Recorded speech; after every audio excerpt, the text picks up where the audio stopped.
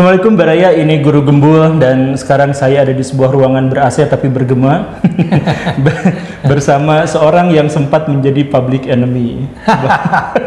Bahkan sempat digebukin rame-rame sama orang yang seperti itulah. Dan ini juga mungkin obrolan yang agak mengecewakan atau kontroversial untuk sebagian orang karena ya masih banyak juga Pak yang kebencian-kebencian seperti itu. Kita susah untuk beradu gagasan tanpa kebencian terhadap pribadinya ya di Indonesia seperti itu.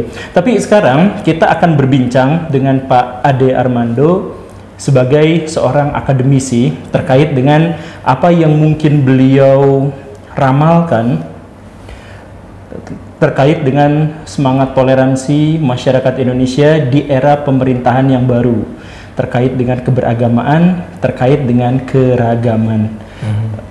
Kabar baik, Pak? Ya kita lihat, tapi nanti kita bicarakan. Oke, kita langsung pada pertanyaan yang sangat yang to the point, Pak.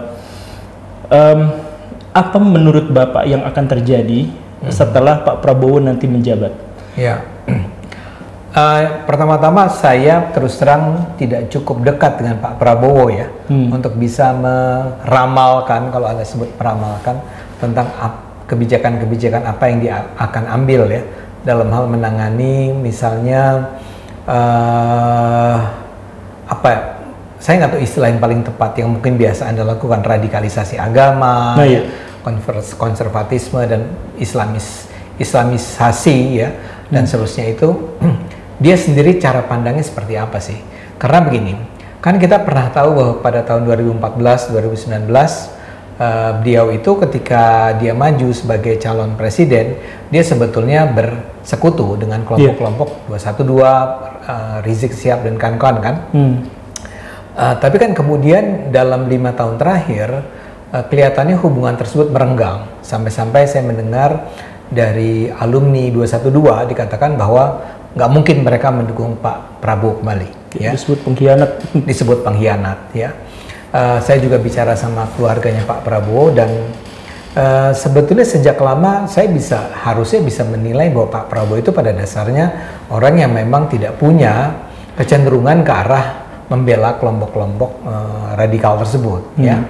Mengingat siapa dia, siapa keluarganya, apa latar belakang pendidikannya, latar belakang politiknya, dan seterusnya.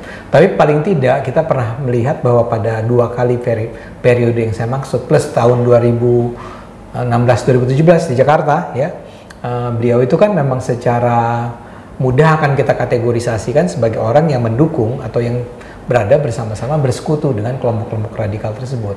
Nah, dari percakapan-percakapan yang saya lakukan dengan beliau sendiri, dengan orang-orang di sekitarnya, dengan berbagai pihak, saya menangkap kesan bahwa itu adalah sesuatu dari masa lalunya yang dia tidak akan kembali ke sana.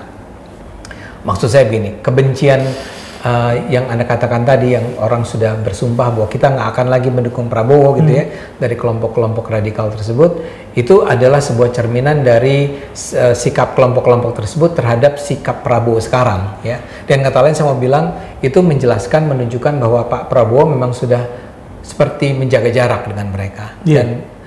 Dan dia sendiri mengakuinya ya, walaupun dia tidak secara tegas mengatakannya bahwa dia membenci atau menjauhi atau apapun, tapi jelas saya mendapat kesan bahwa dia sudah lagi tidak berada pada kubu yang sama, pada kereta yang sama. Ini sikapnya seperti kita berada di spektrum yang berbeda. Dan saya rasa itulah yang menjelaskan kenapa akhirnya kelompok-kelompok tersebut sampai mengeluarkan pernyataan sepedas itu ya. Walaupun yang menyatakan itu kan memang bukan junjungannya, tapi orang-orang di bawahnya kan, operator lapangannya kan yang bilang bahwa kita nggak mungkin dukung Pak Prabowo lagi. Jadi di satu sisi ini adalah sebuah kabar baik tentang Pak Prabowo. Tapi kemudian pertanyaan berikutnya adalah, tapi apakah dia akan menjadi seperti Pak Jokowi yang memang secara tegas memerangi kelompok-kelompok radikal tersebut, ya. Ini yang saya harus tunggu perkembangannya, ya. Karena mengambil keputusan untuk tanda petik memerangi bukan secara fisik ya, bukan secara senjata, tapi memerangi secara ide, secara mengeluarkan kebijakan-kebijakan yang membela keberagaman, membela kaum minoritas. Apakah Pak Prabowo akan mengeluarkan kebijakan-kebijakan semacam itu? Ya, saya nggak berani nyatakan sekarang, karena memang kita harus menunggu bukti-bukti lebih jauh tentang seberapa jauh Pak Prabowo punya sikap yang sama dengan Pak Jokowi. Pak Jokowi saja bagi saya masih kurang, ya. Gitu. Iya dong, karena apa yang terjadi sekarang, kita melihat bagaimana gereja masih dilarang, ya. Kita melihat Ahmadiyah masih diserang dan seterusnya. Itu menunjukkan bahwa betapapun Pak Jokowi sudah berusaha untuk menunjukkan sikap yang tegas dan keras terhadap mereka, toh itu masih terus terjadi. Betapapun orang seperti Menteri Agama sudah menunjukkan sikap yang tegas dan keras, itu pun masih diabaikan oleh kelompok-kelompok tersebut, ya. Karena itu kan idealnya adalah apa yang sudah dimulai oleh Pak Jokowi, terutama dalam periode kedua pemerintahannya 2019-2024, itu harusnya dilanjutkan oleh penggantinya, kan. Nah, itu yang saya nggak berani ramalkan dulu untuk sekarang. Oh ya, maaf. Saya kepikiran sebuah skema cerita bahwa sekarang kan Pak Prabowo itu koalisinya gemuk sekali. Ya. Hampir semua partai politik gabung, bahkan PKS sekalipun sekarang bergabung. Saya justru berpikir bahwa kelompok-kelompok radikal akan menjadi radikal karena mereka benar-benar sudah terpisah dengan pemerintahan. Mereka sudah menjadi oposisi yang sepenuhnya karena mereka merasa tidak diwakili oleh partai-partai politik yang ada, dan mereka juga mustahil mengharap pada PDIP yang jelas secara ideologis berbeda. Jadi apakah mungkin kelompok-kelompok radikal ini justru menjadi lebih radikal, lebih besar, dan memiliki pengaruh atau menambah akses terhadap orang-orang kalangan bawah dan menjadi lebih besar? Justru itulah salah satu kemungkinan yang terjadi, ya. Kenapa tadi saya katakan saya tidak punya keraguan sedikit pun terhadap Pak Prabowo sekarang ini, ya. Saya pastilah, saya merasa sangat yakin bahwa dia memang tidak menjadi Prabowo 2014 dan 2019, ya. Dia adalah seorang Prabowo baru yang kembali kepada hitohnya, yang aslinya, kan. Aslinya dia adalah seorang yang tanda petik sekuler, tanda petik berpikiran terbuka, rasional, plural, dan seterusnya. Tapi kan ada pertanyaan, taruhlah Anda itu adalah seorang yang pluralis, Anda adalah seorang yang percaya pada keberagaman, tapi Anda berani tidak melawan orang-orang yang merongrong Anda dengan menggunakan simbol-simbol keagamaan, dengan ayat-ayat suci, dengan hadis, dan seterusnya? Itu pertanyaan besarnya. Pak Jokowi di periode pertama pemerintahannya kelihatannya belum terlalu berani untuk mengambil langkah semacam itu. Walaupun dia sebetulnya sudah menarik Menteri Agama yang berpikiran sangat pluralis, ya, Pak Lukman, ya. Pak Lukman itu kan ingat dulu di awal-awal pemerintahan sempat, saya kembali dulu ya ke zaman Jokowi nih sebelum masuk ke Prabowo, ya. Dia pernah membuat semacam MTQ Nusantara gitu loh, ya, yang jadi langgam Nusantara. Jadi Anda melantunkan ayat-ayat suci Al-Quran dengan langgam Anda masing-masing, ya. Tapi kan gagal, ya, nggak jadi, ya. Jadi dengan kata lain saya mau bilang bahwa menghadapi ancaman dari kelompok-kelompok tersebut memang tidak mudah. Jadi Pak Jokowi kelihatannya di periode pertama sudah mencobanya di awal, tapi ketika dia melihat bahwa this is too much gitu ya penolakannya, terus dia agak menjadi lebih lunak, ya. Yang lebih keras di periode kedua, dia membubarkan FPI, dia membubarkan HTI, dan kemudian berhadapan dengan KM50 itu, dengan Rizik Syihab dan kawan-kawan itu. Tapi seperti saya katakan, sampai akhir masa kepemimpinannya, PR-nya belum selesai sebetulnya. Walaupun dia sudah punya juga Menteri Agama yang sangat progresif. Nah, harapan kita kan, kalau saja orang itu masih Jokowi, ini kalau saja ya, maka di periode 3 ini akan naik lagi. Akan semakin berani dia membersihkan kelompok-kelompok radikal tersebut. Cuman masalahnya justru dia diganti oleh Prabowo. Nah, Prabowo kan kita nggak tahu, kita nggak punya track record gitu loh. Prabowo versus kelompok-kelompok Islamis ini. Sementara persis seperti yang Anda bayangkan, salah satu kemungkinannya adalah, walaupun kita nggak tahu ya, kita harus tunggu di dalam beberapa hari apa yang terjadi di Jakarta. Kalau Anies jadi didukung oleh PDIP, nah itu dia. Ya, kalau ya banyak orang bilang nggak mungkin. Tapi politik Indonesia sekarang ini memberi pelajaran kepada kita tentang apa yang kita sebut sebagai tidak mungkin, ya. Jadi the possibility of impossibility, ya. Kemungkinan terhadap ketidakmungkinan, ya. Itu bisa terjadi setiap saat, ya. Bisa. Sekarang kan ceritanya tentang yang undang-undang mau dibikin dalam hanya beberapa hari ini, ya. Yang juga sebetulnya itu mispersepsi. Tapi kembali ke tadi, ya. Nah, kalau ini terjadi, ya, Anies ketemu PDIP dan artinya akan didukung oleh kelompok-kelompok ini, jadinya akan seperti apa? Dan kalau ternyata Anies menang, jadinya akan seperti apa? Semakin juga kita tidak bisa jawab sekarang. Iya, sebagai note bahwa video ini dibuat ketika orang-orang berdemo di sana, di luar sana. Di Senayan. Ya, karena memperdebatkan tentang DPR versus MK. Tapi itu nanti saja videonya juga entah diuploadnya kapan. Cuman ini juga kan semuanya serba nggak jelas ke depannya.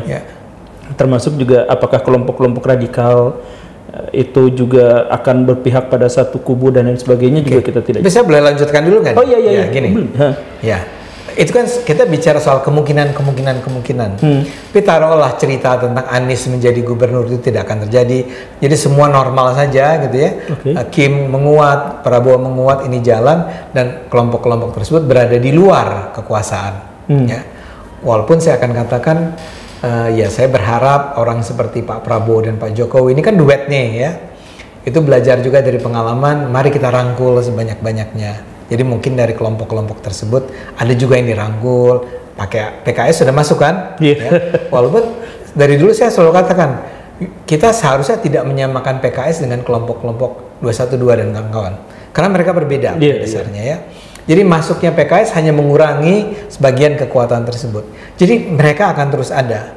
Nah, sekarang pertanyaannya adalah apakah setelah apa yang dilakukan oleh Jokowi kemarin dengan menghabisi FPI, menghabisi Rizik, menghabisi HTI dan seterusnya, ya, bahkan apa namanya yang Anda juga terus suarakan tentang apa namanya habaib itu apa? Ya, itu kan juga dihabisi kan dengan kata lain. Nah, ya, iya. Nah, apakah dengan begitu kalau kita orang yang optimistis kan bilang habislah mereka. Nah, disitulah letak kesalahan kalau kita punya persepsi semacam itu. Disitulah mulai kesalahan kita.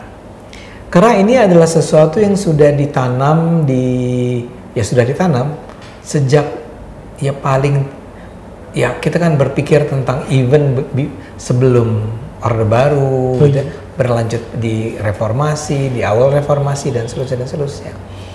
Menghabisi kelompok tersebut dengan menghabisi organisasi formalnya atau mendelegitimasi para pimpinannya seperti Rizik dan kawan-kawan atau Bahar Smith dan kawan-kawan, itu sama sekali tidak boleh membuat kita tiba pada kesimpulan bahwa mereka sudah habis.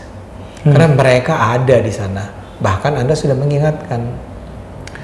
Nah, mereka adalah seperti, ini beda dengan PKI yang dulu dihabisi ya. Karena dihabisinya PKI itu kan dihabisi secara gagasan dihabisi ya. Tetap bertahan dalam bentuk barangkali buku-buku buku-buku usang gitu ya. Tapi kan orangnya ditangkap, bahkan dibunuh, dihukum mati, bla bla bla ya. Sehingga habisnya PKI menurut saya itu aja nggak habis ya. Tapi paling tidak kita akan katakan ya PKI itu hampir-hampir tidak berbekas jadinya karena kekuatan-kekuatan partinya itu, partainya itu, orang-orang yang menjadi pemikirnya, penggerak masanya dan seterusnya itu emang semakin lama semakin nggak ada. Tapi kan kalau ini kan nggak begitu cara penghabisannya, ya. Dia tetap ada, cuman organisasinya dibubarkan, orangnya ditangkap, orangnya dibuat tidak lagi menjadi punya otoritas seperti di masa sebelumnya. Tapi gagasannya kan terus berkembang. terus beredar, terus bertahan, disebarkan melalui klaster-klaster yang tidak bisa diintervensi atau tidak mau diintervensi oleh negara kan. Dan kita memang tidak mau melakukan, negara ini tidak mau melakukan itu. Sehingga saya bisa melihat bahwa itu tetap akan bertahan. Orang akan bilang, tapi kan agar dia bisa bertahan kan diperlukan power. Nah, ini yang menarik dengan Indonesia. Begini, kelompok-kelompok itu terus bertahan menyebarkan ide-idenya melalui berbagai sarana yang mereka miliki, institusi mereka yang miliki, media yang mereka miliki, lembaga pendidikan yang mereka miliki, pengajian yang mereka miliki, dan bahkan medsos dan seterusnya. Dan mereka betul-betul sadar akan arti penting collective action, tindakan kolektif. Mereka tahu bahwa jumlah itu menentukan, dan itu mereka terus lakukan. Nah, secara politik ini menjadi sesuatu yang penting.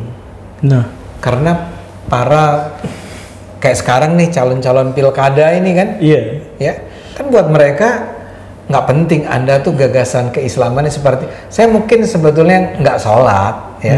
Anda sholat misalnya, tapi terus saya akan merasa bahwa saya walaupun saya nggak percaya amat sama agama, cuman saya perlu dukungan dari orang-orang beragama ini. Nah, ketika si orang-orang beragama ini saya berusaha rangkul, mereka akan punya demand, permintaan dong, persyaratan. Antara lain, jangan biarkan ada gereja misalnya. Ya. Nah, si calon wali kota atau calon bupati atau calon gubernur ini, ya, lebih tunduk sama itu atau lebih tunduk pada perintah menteri agama. Ini yang terjadi sekarang ini kan. Menteri Agama udah bilang itu harus dibuka, tetap nggak dibuka. Siapa yang melindungi? Kepala daerahnya setempat yang mengatakan udah biarin aja, ya, karena dia nggak ingin kehilangan suara.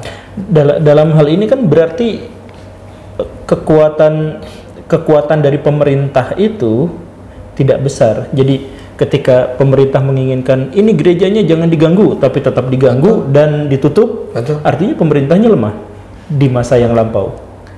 Lemah dalam artian mereka tidak punya mereka punya tentara, punya polisi, punya intel. Iya, mereka tidak mau gerakan itu karena memang barangkali harga yang dibayar dianggap terlalu mahal, ya. Dan dianggap bahwa penindasan atau pelanggaran kebebasan ini tingkat prioritasnya masih tidak terlalu tinggi. Jadi ya sudahlah, ya. Tapi prioritas rendah. Gimana Pak? Ya bagi mereka nih, mereka yang berkuasa. Mungkin Pak Jokowinya enggak. Tapi kan Pak Jokowi adalah seorang presiden. Dia bukan seseorang yang punya jangkauan tangannya ya tidak sejauh sampai dia ngatur sebuah gereja di Banten gitu kan. Nah, orang-orang di antara Pak Jokowi dengan gereja di Banten itu kan ada banyak. Nah, orang-orang semacam ini yang merasa bahwa ya ini masalah, tapi ya udahlah kita harapkan ini mereda dengan sendirinya, dan kita tidak ingin terlalu jauh mengorbankan atau melahirkan risiko-risiko yang tidak bisa kita tangani nantinya. Ya, makanya mereka tidak mengambil keputusan-keputusan yang terlalu tegas. Walaupun barangkali misalnya begini, kan Kapolrinya adalah seorang Kristen, ya tapi kan Listio ya, Pak Listio ini kan harus mempertimbangkan ada begitu banyak variabel yang tidak sepenuhnya dia kontrol. Nah, keraguan-keraguan semacam inilah selama ini menjadikan praktek-praktek pelanggaran kebebasan yang tadi kita bicarakan terus berlanjut karena orang tidak berani secara orang yang punya otoritas ya, tidak berani secara tegas menanganinya, ya. Mestinya betul yang Anda bilang, bayangkan ada sebuah gereja dilarang. Ini bertentangan dengan atau diduduki atau digeruduk. Ini bertentangan dengan Undang-Undang Dasar 45 kan? Dalam beberapa kasus ada sih yang ditangani terus ditangkap gitu ya orang-orangnya. Tapi ini terus berlanjut. Sehingga orang siapapun di seluruh Indonesia ini atau di daerah-daerah di mana kelompok-kelompok yang radikal ini hidup merasa bahwa iya, kadang negara ini akan mengambil tindakan, tapi lebih sering tidak.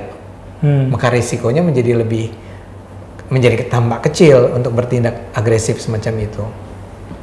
Nah, yang saya ingin katakan di sini adalah bahwa memang tidak mudah untuk meramalkan akan menjadi seperti apa. Kenapa? Karena kekuatan ini akan terus berada di bawah sana dan dia akan bertemu dengan calon-calon kepala daerah atau para kepala daerah yang sudah terpilih berkat dukungan mereka yang juga bersikap tidak tegas terhadap tindakan-tindakan agresif ini.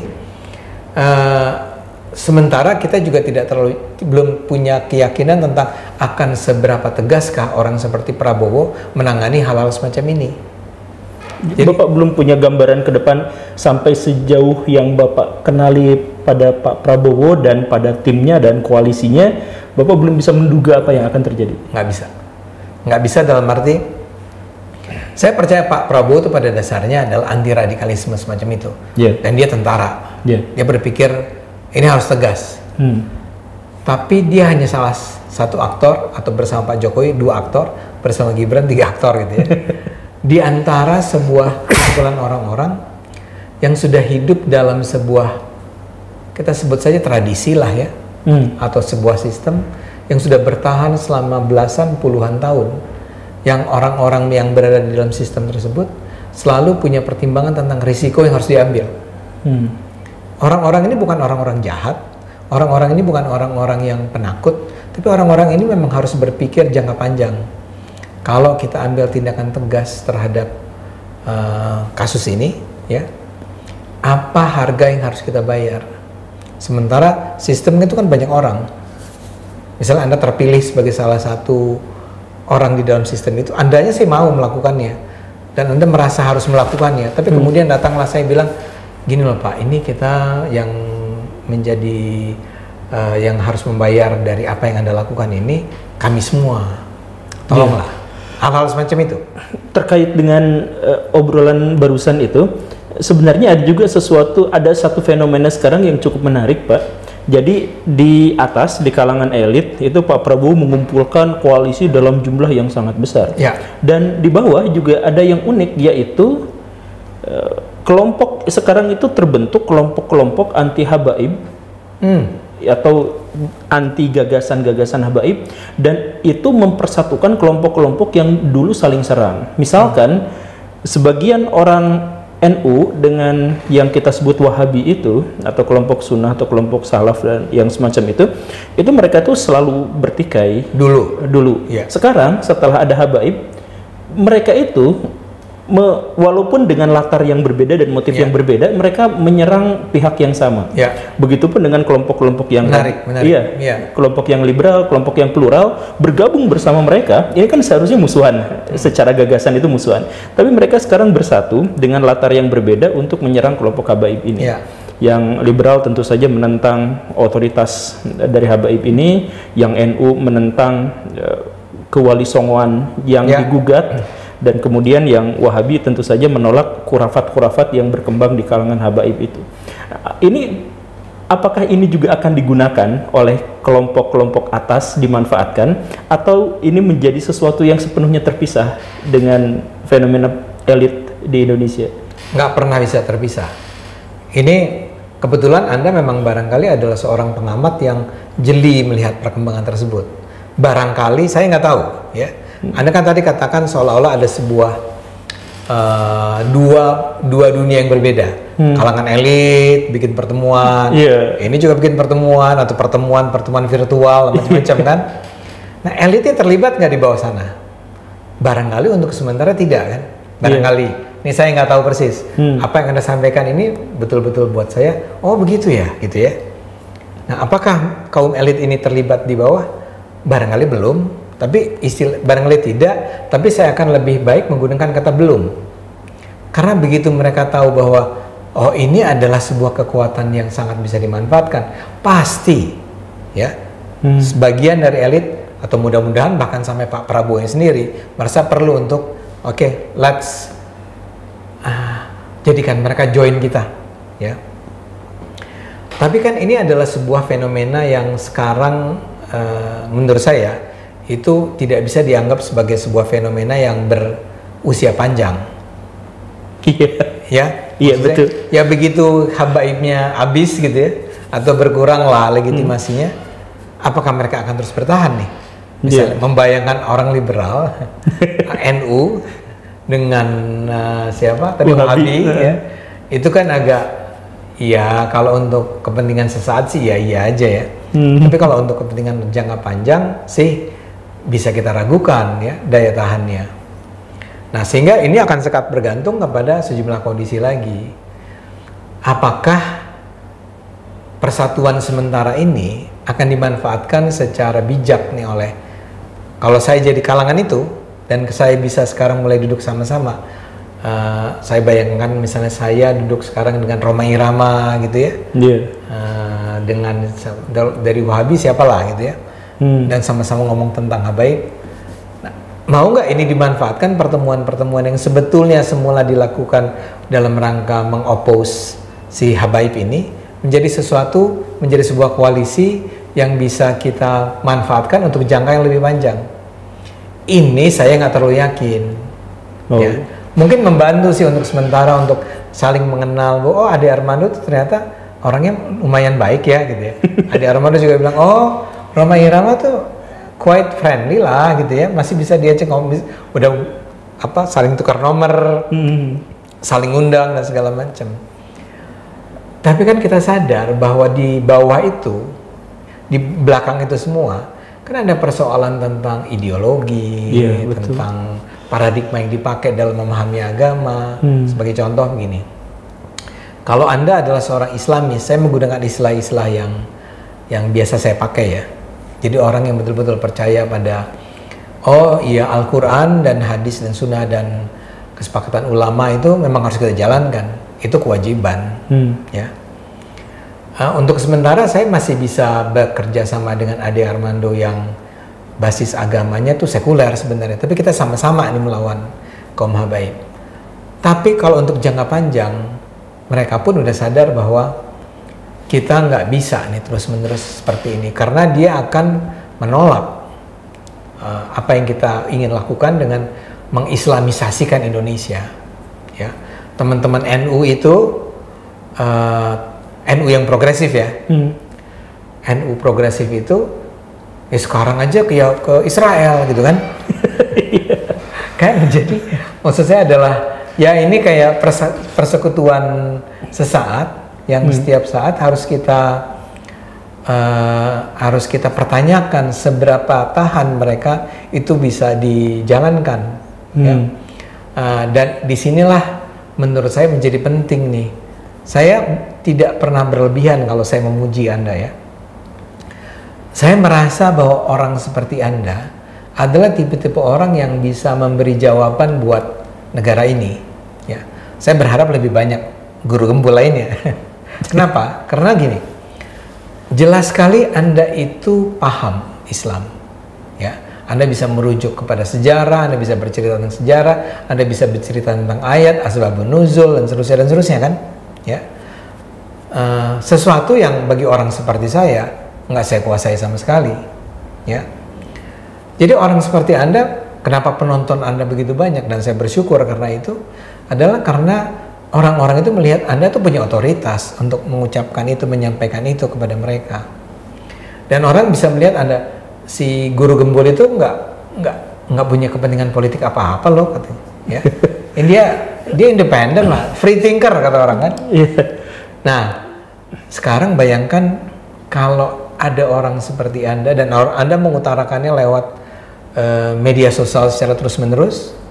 Anda nggak berpikir tentang profit, Anda nggak berpikir tentang apa yang Anda akan peroleh dari apa yang Anda lakukan, dan itu terus menerus muncul setiap hari, itu akan menjadi counter, menjadi lawan, menjadi jawaban terhadap penyebaran pikiran-pikiran yang ya saya akan katakan sebagai sempit, sebagai picik dan seterusnya. Karena ini kita betul-betul pertarungannya apa dalam istilah Islamnya, pertarungan ide atau apa? Ghuzul Fikri. Ini kan betul-betul Ghuzul Fikri yang sesungguhnya ya sekarang ini. Ya, pada saat masing-masing pihak bisa bicara apa adanya. Dengan menggunakan media yang daya jangkaunya bisa 1 juta, 2 juta atau 100.000, 200.000 gitu kan. Nah, menurut saya hasil akhir dari pertarungan di tahun 2024-2029 misalnya gitu ya, itu sangat akan dipengaruhi oleh keberhasilan pertarungan di Uzul Fikri ini. Oke. Saya sebenarnya bagian yang membuat saya bangga itu untuk diri saya sendiri, seperti yang tadi Pak Ade bilang, adalah karena saya sampai sejauh ini alhamdulillah berhasil berkolaborasi, membangun koneksi dan komunikasi dengan Bapak, di sisi lain dengan Pak Rocky, dengan Rocky Gerung. Iya, dengan Pak Abraham Samad kemarin. Jadi kita bertemu terakhir itu saya dari Pak Abraham Samad. Anda bilang waktu itu. Oh iya. Kemudian dengan kelompok-kelompok ateis saya bisa bergabung, dengan pesantren-pesantren NU sampai sekarang saya masih berkolaborasi, dengan orang Muhammadiyah masih. Ya alhamdulillah, bahkan kemarin diundang sama orang-orang Kristen di tempat mereka. Jadi alhamdulillahnya ternyata kita bisa saling berkomunikasi, bisa saling berinteraksi, dan baik-baik saja. Alhamdulillah. Dengan Pak Ustadz Felixio, dengan kelompok-kelompok yang disebut Wahabi dan sebagainya masih berhubungan akrab. Cuman, nah ini kepada Bapak nih. Di antara kelompok-kelompok yang dimaksud itu, menurut Bapak, mana yang paling harus diwaspadai untuk bisa mempertahankan keberagamaan dan keberagaman di Indonesia? Mana kelompok yang paling harus diawasi, tanda kutip? Ya, susah menjawabnya, tapi kan gini, sebetulnya kalau saya sendiri kan sebetulnya orang yang terus terang saya adalah seorang Minang gitu ya, yang dibesarkan dengan cara yang sangat sekuler, ya. Tapi saya punya ketertarikan untuk mempelajari Islam melalui bacaan, melalui diskusi dan seterusnya. Jadi saya itu bukan ahli Islam, saya harus katakan itu ya. Jadi kalau ada pendapat, kalau saya akan menyampaikan pendapat saya, itu pendapat saya, bukan karena ajaran apapun gitu ya. Nah buat saya, kalau saya selalu adalah ancaman terbesar adalah datang dari kelompok-kelompok yang pertama-tama ya, mereka percaya bahwa kita harus menjadikan negara ini negara Islam. Kalau ada masalah ya, bukan kalau ada masalah, kalau ada yang harus kita identifikasi. Kalau itu tidak berarti kita tidak jadi teman. Tentu aja kita harus menghormati ya. Kalau ada orang yang berpikiran semacam itu. Tapi kalau pertanyaan Anda, perlu nggak itu diwaspadai? Menurut saya perlu. Yang ingin mengubah Indonesia menjadi negara Islam. Atau menjadikan hukum Islam ini dijadikan hukum di Indonesia, yang mengatur kita di sini. Karena orang-orang semacam ini biasanya ideologis, ya. Itu sudah menjadi kepercayaan mereka, dan apapun yang mereka lakukan sekarang ini adalah bagian dari sesuatu yang mereka anggap sebagai proses sementara. Biar gimana pun mereka akan berusaha menggolkan tujuan itu. Di situ yang jadi masalah dengan saya harus menghormati Anda, tapi saya tahu tujuan Anda ini buat saya nggak setuju. Kadang-kadang mereka menunggangi demokrasi juga kan? Persis. Mau nggak mau, tapi kan saya nggak bisa menuduh itu. Ya, Anda barangkali saya bilang ya Anda setuju sama demokrasi, tapi pada dasarnya Anda itu memang punya persoalan, karena persoalan dengan saya, maksud saya adalah karena Anda ingin agar si aturan-aturan ini dilakukan sesuai dengan apa yang Anda percaya sebagai hukum Tuhan. Paling gampang adalah soal pertarungan. Jadi gini, ini saya kasih contoh ya. Dulu itu saya itu semula di kampus dianggap sebagai di UI, waktu saya mahasiswa, dianggap sebagai aktivis Islam. Bukannya emang PKS kan Bapak? Nggak pernah masuk PKS. Nggak pernah. Tapi saya mendukung teman-teman PK dulu. Oh iya, PK. Pada saat PK ya, saya mendukung PK. Saya tidak pernah bergabung dengan gerakan tersebut ya. Dan mereka mengapresiasi saya mengapresiasi mereka. Tapi pelan-pelan terjadi perenggangan, antara lain akibat hal-hal sederhana seperti mengucapkan selamat Natal. Ya, maksud saya adalah mereka sangat percaya bahwa itu nggak boleh. Dan orang yang melakukannya memang orang yang tidak setia, tidak patuh pada ajaran Islam. Dalam hal lainnya kita sama-sama anti korupsi misalnya gitu ya.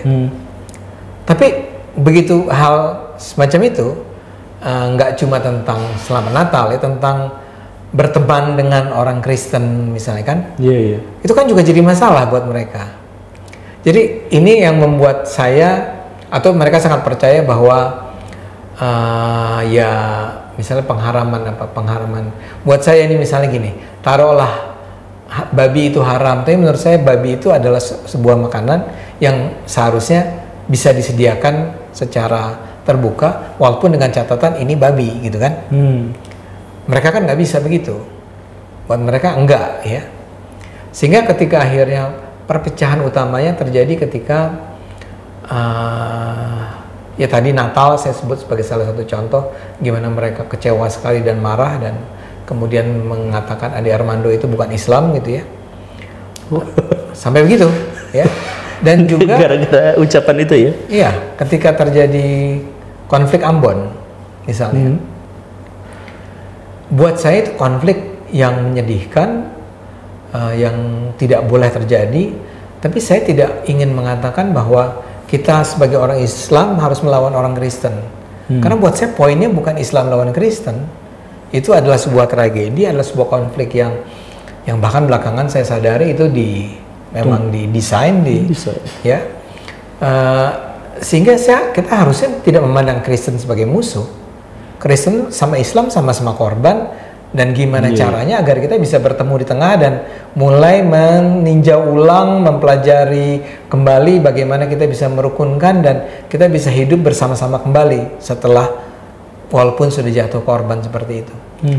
Itu yang saya katakan, itu semua bermula dari cara pandang, dari apa yang mereka yakini sebagai siapa itu Kristen, siapa itu Islam. Dan itu datangnya dari sebuah tadi nilai-nilai dasar, bukan nilai, pengetahuan dasar, paradigma lah, saya gunakan istilah yang lebih besar gitu, tentang agama, tentang apa itu Islam, apa itu Kristen dan seterusnya. Nah buat saya, kalau saya kenal dengan seseorang yang saya anggap baik, tapi di dalam bayangannya dia tetap percaya bahwa kita harus menjadikan Indonesia ini sebagai sebuah negara yang menjalankan hukum Islam, ya syariah. Pada saat itu saya harus mengingatkan diri saya harus hati-hati. Dan kalau dia sedang melakukan gerakan, mungkin itu gerakan yang nantinya harus saya tentang. Itu yang paling sederhana menurut saya. Sejauh mana dalam pikiran Bapak, atau sebanyak apa orang-orang yang punya ideologi sama seperti Bapak itu? Jadi yang bahwa seperti saya atau ya yang seperti Bapak, yang bahwa ancaman terbesar dari kelompok-kelompok radikal yang harus diwaspadai adalah ketika tuntutan mereka adalah mengubah Indonesia menjadi negara Islam atau negara menerapkan syariah Islam. Bapak menilai, ini penilaian pribadi aja, masyarakat ini tentu saja terbelah. Nah, yang bagian pro ke Bapak ini lebih besar, lebih sedikit, atau seimbang di Indonesia? Ya.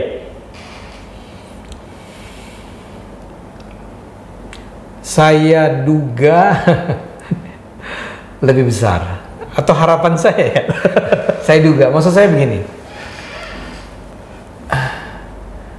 Karena gini, kan Anda mungkin pernah lihat ya hasil-hasil penelitian yang menunjukkan betapa tingginya jumlah persentase orang Indonesia atau anak muda yang mendukung pemberlakuan hukum Islam kan? Tapi saya duga itu ada kaitannya dengan bahwa mereka nggak paham apa yang sedang mereka apa yang ditanyakan kepada mereka. Jadi bisa jadi mereka itu mengatakan, oh ya saya dukung gitu ya, saya dukung untuk pemberlakuan. Itu lebih karena merasa mereka bersalah kalau saya bilang nggak dukung. Takut dosa. Takut dosa. Ya jawabnya dukung ya. Tapi serius lo mau diberlakukan? Ya mau betul-betul. Lo mau, kamu bersedia kita jadi negara seperti Iran misalnya? Kalau udah gitu barangkali mereka akan bilang ya nggak gitu maksudnya. Tapi ya Islam penting lah gitu. Saya baru aja dapat tuh informasi tentang penelitian terakhir dari Pew Research Pew Research. Dengar kan? Iya, iya. Indonesia nomor 1. Iya. Ya, Paling religius. paling religius sedunia. Iya. Tapi saya duga itu karena kalau ditanya, Karena ditanya ini. menurut Anda Islam agama itu adalah sesuatu yang harus menjadi pedoman hidup nggak? Ya, Iya. tentu saja. Apakah Anda melakukan ini kan kita nggak tahu. Saya duga ya enggak. Ini kan sama aja dengan mengatakan sholat itu wajib nggak? Wajib. Anda sholat nggak? Enggak. Itu ada dua hal yang berbeda. Nah, tapi kembali ke tadi, karena Anda tanya, kalau ditanya sih, atau saya duga sebetulnya mayoritas orang Indonesia itu tidak terlalu nyaman dengan itu. Saya duga ya. Tapi masalahnya doktrin yang mereka peroleh selama ini membuat mereka merasa bersalah bagi mereka untuk tidak mendukung gagasan semacam itu.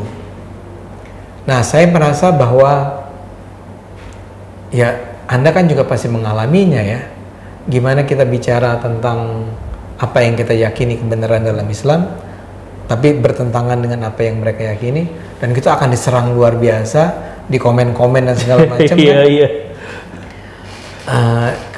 Dan itulah saya merasa bahwa mereka itu memang punya, dari komunitas tersebut, dari masyarakat tersebut, ada bagian-bagian orang-orang yang memang merasa wajib atau ditugaskan atau dibayar bahkan, tapi saya rasa bukan dibayar, tapi merasa wajib ditugaskan untuk memerangi orang-orang seperti kita.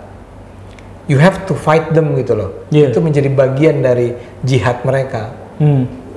Sehingga orang-orang yang biasa-biasa aja akhirnya akan memilih untuk diam saja, tidak akan mendukung, tapi juga tidak akan menyerang dan menganggap bahwa ya sudahlah gitu kan.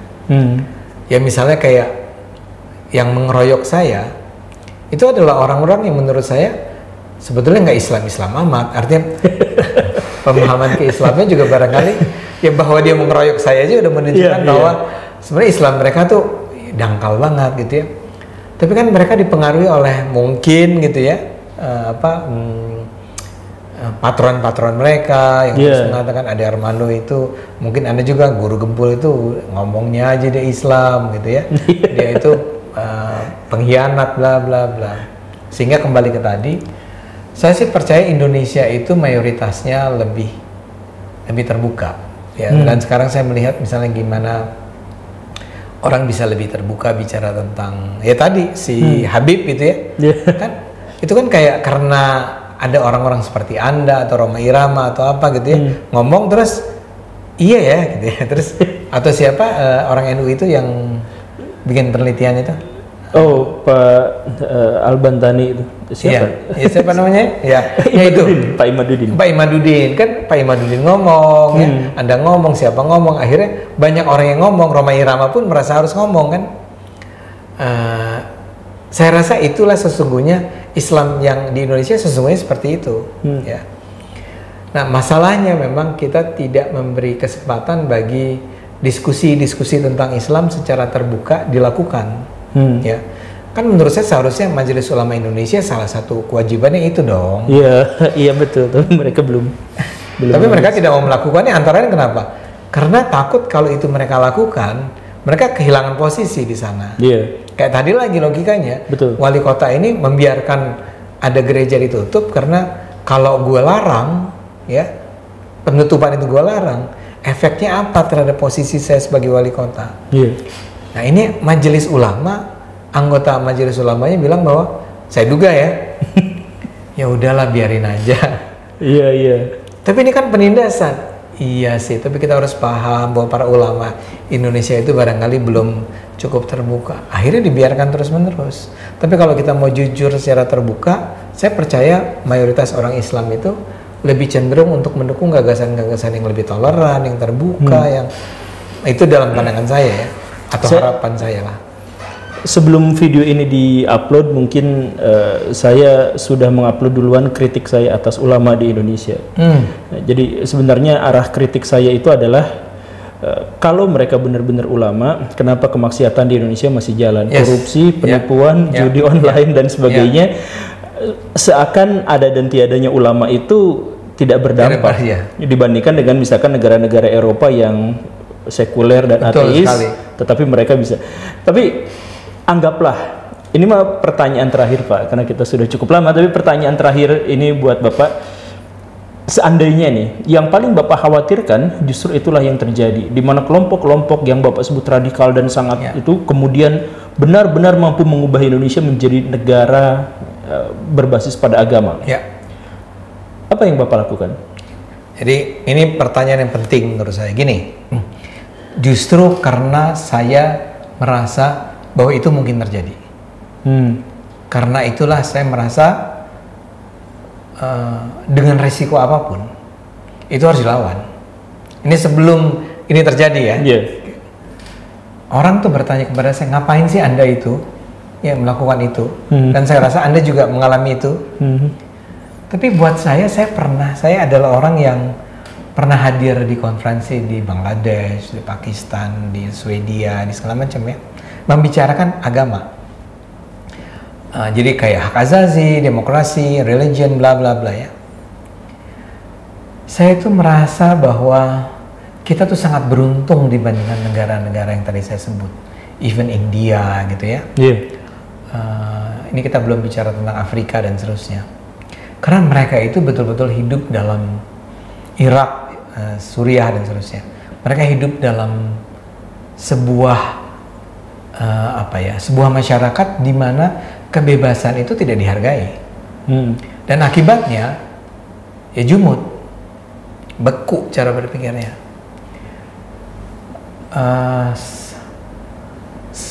Kapan ya? 10 tahun yang lalu barangkali atau lebih dari itu. Saya pernah ingat sekali ada seorang perempuan Pakistan yang sekolah di Amerika dan bilang, setelah saya cerita tentang Indonesia, ini tahun 2014 loh, masih ada Rizik gitu kan. Terus cerita dan segala macam, dan dia juga baca tentang Indonesia dari media asing. Dia bilang, Ade Armando, Anda harus bersama-sama teman-teman Anda mencegah Anda tuh jangan jadi kayak kami dan kayak jadi Bangladesh. Itu kan negara Asia Barat yang sebenarnya nggak terlalu jauh dari kita kan. Asia Selatan. Iya, Asia Selatan.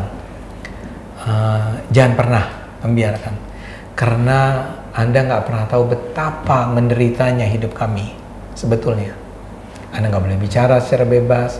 Anda bisa dihukum honor killing, kalau Anda pernah dengar yang dibunuh karena harga diri keluarga ya.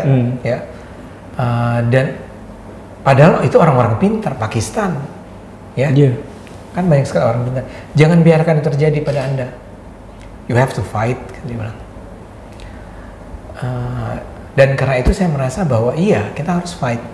Jadi apa yang Anda lakukan dengan membongkar habaib dan seterusnya harus dilakukan, karena bertahun-tahun sudah, berbelas tahun atau saya nggak tahu puluh kali. Tapi kapan sih habaib itu mulai muncul di Indonesia? Fenomenanya setelah reformasi. Setelah reformasi kan. Tapi kita kayak dulu kita membiarkan FPI tumbuh sampai akhirnya kita punya presiden seperti Jokowi yang kita merasa bahwa dia akan mendefend kita, maka kita menjadi berani bicara sama mereka kan. Bahwa mereka kemudian menggugat kita, mengajukan kita ke pengadilan, mengeroyok kita, itu adalah the price that we have to pay, harga yang harus kita bayar. Ya, tapi kita harus sama-sama melawan itu. Nah sekarang pertanyaan berikutnya adalah, tapi bagaimana kalau akhirnya tetap mereka menang? Jawabannya kita lawan. Tetap dilawan. Kalau saya sih akan saya lawan sampai kapanpun, dengan harga apapun, karena melihat hidup manusia tuh sedemikian menderita karena perbedaan keyakinan Anda, hanya karena Anda tidak, jilbab Anda nggak lengkap gitu, jilbab perempuan yang nggak lengkap, terus dia bisa dipukulin gitu ya, seperti yang sekarang sudah terjadi di sejumlah sekolah, yang perempuan-perempuan, anak-anak sekolah yang ciput ya namanya, segala macam yang tidak menggunakan pakaian yang pantas, atau berani bicara, berani menolak dan segala macam, atau seperti Anda ceritakan dulu tentang pengalaman Anda sebagai guru dan segala macam kan. Begitu kita biarkan itu terjadi, begitu mereka tahu bahwa oh ternyata kalau gue melakukan ini nggak ada yang protes tuh. Kalau gue tutup gereja nggak ada yang marah, Kalau Ahmadiyah kita larang nggak apa-apa. Kemarin Ahmadiyah dilarang bikin bazar kemerdekaan. Anda mau bilang apa mengenai itu? Dan kita membiarkan ya kan? Artinya bukan kita, tapi itu terjadi karena mereka merasa bahwa mereka bisa melakukannya. Nah karena itu jawabannya adalah nggak bisa, kita harus melawan terus sampai kapanpun. Tapi sebelum jatuh ke era yang sedemikian gelap itu, ya sekarang mumpung kita masih bisa bicara, kita harus bicara terus, ya. Dan kita berharap lagi-lagi seperti yang tadi kita bicarakan sejak awal, saya belum tahu seberapa committed Pak Prabowo. Saya belum tahu, bukannya saya merasa bahwa dia tidak berkomitmen, tapi saya belum tahu. Tapi kalau ada hal yang bisa kita lakukan untuk mendorong beliau ini, untuk Pak, ini penting, ya. Dan kita sebagai masyarakat sipil yang penting kita tahu bahwa Bapak mendukung ini. Negara itu berada bersama kami ya. Ini jangan kayak di zaman pemerintahan sebelumnya, di mana kita juga nggak yakin. Kita lagi ngebelain hak-hak minoritas, tapi pas kita lihat ke negaranya, kok kayaknya dia nggak peduli juga ya. Dan kita dihabisi. Ya, yang terjadi pada 17 Agustus tahun berapa tuh 2000, teman-teman ketika bikin ya, yang menghabisi Islam liberal itulah. Iya, apa namanya saya lupa ya. Iya. Kemerdekaan bla bla bla. Jadi maksud saya adalah ketika kita mulai memberi ruang buat mereka untuk menindas kita dan kita mengalah, mereka akan terus menindas kita. Karena itu kita harus lakukan melawan terus. Ya. Mereka akan melakukan segala hal, dari menjelek-jelekan kita di medsos, menggugat kita di pengadilan, melakukan boykot terhadap apa yang kita lakukan, bahkan memukuli kita dan seterusnya kan. Ya. Bapak mengalami semuanya ya? Saya mengalami semua. Dan Anda lihat betapa sehatnya saya. Nah, tapi kalau bukan cuma saya lakukan kan, tadi Anda bilang kan, lebih banyak yang mana?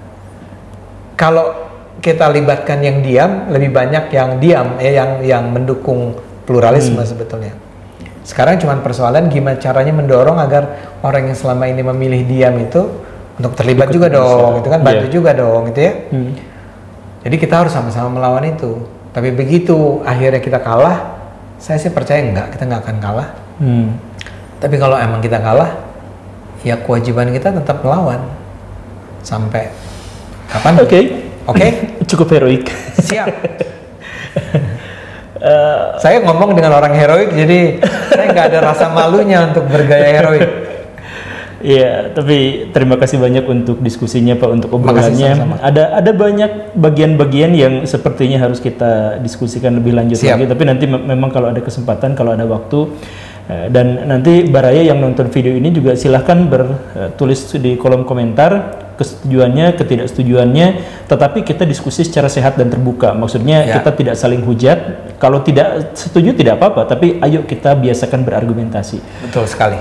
Iya, ada kata terakhir yang ingin disampaikan Pak? Anda harus terus dukung Guru Gembul. Ini saya berterima kasih sekali bisa kenal beliau ini. It's a bless, sebuah berkah. Dan Guru Gembul itu berkah buat Indonesia menurut saya. Ya sudahlah, terima kasih. Saya jadi malu. Terima kasih karena sudah menyimak. Saya Guru Gembul pamit dan Pak Ade pamit juga. Assalamualaikum warahmatullahi wabarakatuh. Waalaikumsalam warahmatullahi wabarakatuh.